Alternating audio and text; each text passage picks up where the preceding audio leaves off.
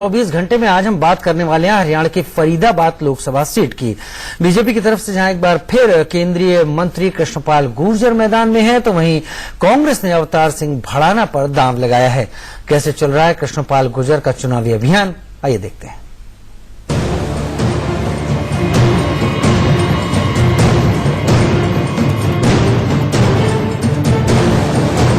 हरियाणा की 10 लोकसभा सीटों में से एक फरीदाबाद की लोकसभा सीट, जहां मुकाबला त्रिकोणीय है।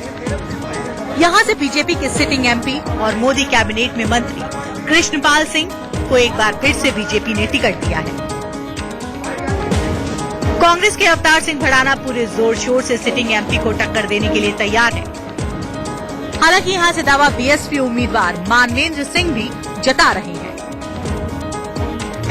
सबका साथ अच्छा हिंदू है मुसलमान है कोई भी सबका साथ सबका विकास जैसे चाहते। इंडिया न्यूज ने बीजेपी प्रत्याशी कृष्णपाल गुर्जर की ओर रुख किया, जो अपने चुनावी अभियान प्रचार पर निकले थे। फरीदाबाद सीट के ऊपर क्या कुछ चीजें हैं या फिर खासतौर पर क्या इस बार का समीकरण रहेगा, इसको जानने के लिए हमारे साथ यहाँ के अभी जो सांसद और खुद इस मैदान में सबसे टक्कर उम्मीदवार माने जा रहे हैं कृष्णपाल गुर्जर जी। कृष्णपाल जी, आप इस बार पहली बार जीते थे 2014 में, उसके बाद आपको मंत्री भी बनाया गया, आपके पास कई महत्वपूर्ण डिपार्टमेंट रहे, विकास की आपने विकास को लेकर मुद्दा उठ रहा है, आप यहाँ के मौजूदा सांसद है, आपके हिसाब से यहाँ का क्या मुद्दा है? देखिए, यहाँ पर सबसे बड़ा मुद्दा है एक तो विकास इन 5 सालों में मोदी जी मनोहर जी के नेतृत्व में बहुत हुआ है। नौकरियां योग्यता के आधार पर मिली हैं, किसान को उसकी फसल का भरपूर पैसा मिला है, फसल खराब हुई है तो उसका भरपूर मुआवजा दिया गया है, और सड़कें हों, पानी हो, पार्क हो, ब्रिजेज हो, कनेक्टिविटी के लिए रोड्स हों, उनको सुंदर बनाया गया है। और तीसरी जो सब प्रमुख बात है कि लोग इस बार एक मजबूत प्रधानमंत्री को दोबारा मौका देना चाहते हैं। अभी अब हम लोग कहाँ जा रहे हैं? अभी हम आगे उठावड़ जाएंगे, अभी कुछ लोग हैं मिलने वाले। अच्छा, नेताजी निकले तो थे उटावल की चुनावी दौरे पर, लेकिन इस बीच उनको जो मिला उससे भी बात करते चले।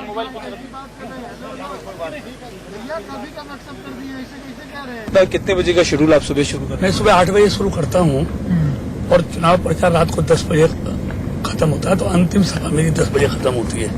यानी कि 14 घंटे लगातार चुनाव प्रचार में रहता हूँ, सुबह 8 बजे से लेकर रात के 10 बजे तक। अभी आज का शेड्यूल देखेंगे, आज का मेरा शेड्यूल है, और लास्ट सभा मेरी 9:30 बजे शुरू होगी और 10 बजे समाप्त होगी। तो 14 घंटे डेली मैराथन रैली पिछले 1 महीने से चला हुआ है। दूसरी पार्टियां भी आसपास में नहीं है, अभी वो किसी गांव में जा भी नहीं पाएंगे, और चुनाव में 7-8 दिन का समय बाकी रह गया, जा ही नहीं पाएंगे।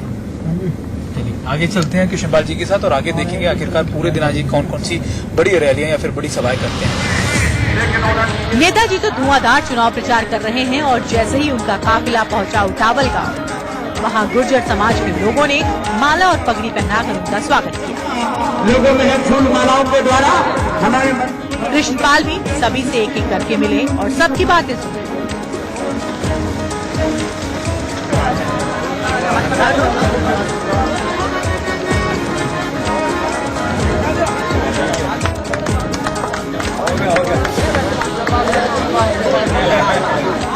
उटावल से नेताजी का काफिला आगे बढ़ा और वो पहुंच गए मुस्लिम बहुल गांव में। यहाँ पर नेताजी सबसे बड़े ही आत्मीयता से मिले। यहाँ भी उनका जोरदार आदर सत्कार हुआ। भाई आरम सिंह वो सभी 24 साल का पगड़ी बांध करके स्वागत कर रहे हैं। कृष्णपाल जी, अब यहाँ से हम लोग कहाँ जाएंगे? अभी हम बहीन जाएंगे। ये इस 24 का बहुत सबसे बड़ा गांव है बहीन, तो वहाँ अभी हम जाएंगे, वहाँ लोगों से मिलेंगे, एक कार्यक्रम को शिरकत करेंगे। उसके बाद फिर हथीन जो कस्बा है, नगर पालिका है, वहाँ पर रोड शो का कार्यक्रम में गाँव में होते हैं, और शाम को शहरों में रात के 10 बजे तक होते हैं, 6 बजे के बाद। तो आज मैं अभी जो अपने मुस्लिम बहुल गांव हैं, जैसे लखना का है, रूपड़ का है, अभी उटावड़ है, इन गाँवों में आज मेरा दौरा रहा है, और इन लोगों से मैंने दोस्ती का हाथ पिछली बार भी बढ़ाने की कोशिश की थी। इस बार फिर मैंने कहा है कि मैं आपसे दोस्ती का हाथ बढ़ाने आया हूँ, और मुझे लगता है कि इस बार मुस्लिम गांवों में, मेव गांव में भी हमको पूरा समर्थन।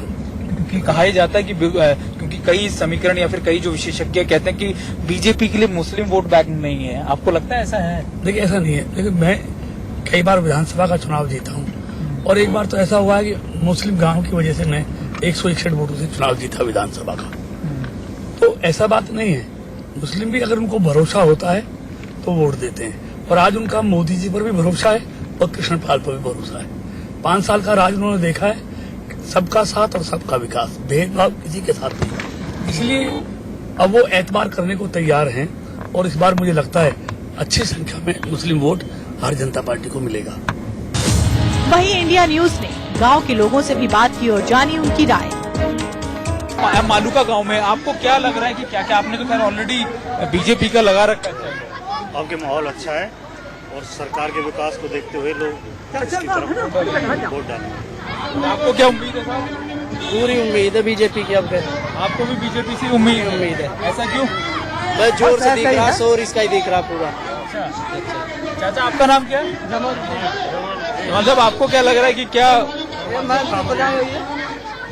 लग रही है बीजेपी की? हम तो यही को देंगे भाई। किसको? माहौल आगो। अच्छा हाँ, सरपंच हमारो या ग्रुप वही को रहेगा। बीजेपी का माहौल है, आपको लग रहा है? हैं? बीजेपी का माहौल है? अरे बीजेपी देख रही तो सच्चाई देख लो, अच्छाई देख रही, सब काम यही होंगे। हाँ, अल्लाह चाहे तो कोई बात। फरीदाबाद का चुनाव इस बार त्रिकोणीय इसलिए भी है क्योंकि यहाँ पर न सिर्फ पूर्व यानी आप कह सकते हैं कि एमओएस जो है कृष्णपाल गुर्जर हैं सामने, या फिर कांग्रेस के दिग्गज नेता अवतार सिंह भड़ाना जो दोबारा से पार्टी में आया, बल्कि हमारे साथ जो है जो मनविंदर सिंह मान साहब हैं वो भी हमारे साथ है। पहले बीजेपी में रहे हैं और अब बीएसपी के कैंडिडेट हैं यहाँ से।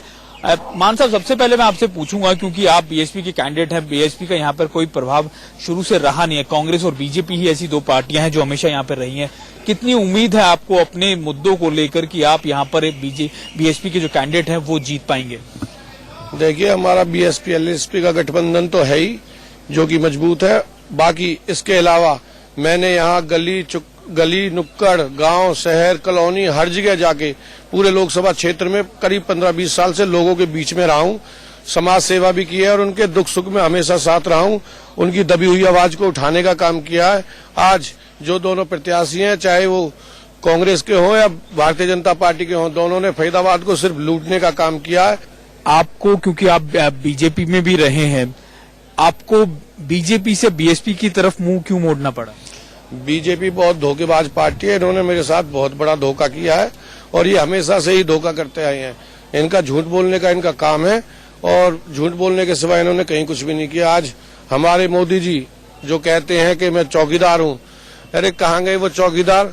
जब आरटीडीएस आया था यहाँ पे हमारे अंदर जो ब्लास्ट हुआ था, तो मैं यही कहूंगा, जो एक बहुत शर्म की बात है कि हमारे देश का प्रधानमंत्री ये कहता है कि मैं चौकीदार हूँ। एक तरफ बीजेपी सांसद और केंद्रीय मंत्री कृष्णपाल गुर्जर धुआंधार प्रचार कर फिर से जीतने के दावे कर रहे हैं, तो वहीं दूसरी तरफ कांग्रेस प्रत्याशी अवतार सिंह भड़ाना फरीदाबाद में अपनी ही जीत का अलग सुर अलापते दिखे। फरीदाबाद में इस बार फिर से जो मुकाबला है वो कमोबेश बीजेपी वर्सेस कांग्रेस का, और कांग्रेस से वही कैंडिडेट जो लगातार यहां से कई बार सांसद रहे, लेकिन 2014 में हार देखने के बाद वो बीजेपी में शामिल हुए और दोबारा से कांग्रेस में आ गए। हम बात कर रहे हैं अवतार सिंह भड़ाना साहब की। अवतार सिंह जी, आप दोबारा से कांग्रेस की तरफ से अपनी किस्मत आजमाने के लिए 2019 में आए हैं, क्या कुछ उम्मीद है आपको? देखिए, मैं इसलिए आया हूँ कि इस फरीदाबाद का बहुत विकास किया था मैंने।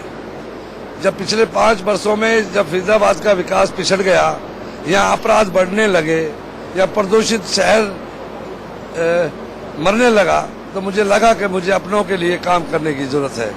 मैं आज सब कुछ त्याग कर जनता के लिए, मैं सब कुछ त्याग कर सत्ता सरकारें छोड़कर मैं फरीदाबाद के लिए आया हूँ। दोबारा से फरीदाबाद के विकास को ऊपर लाना है। जनता बहुत परेशान है।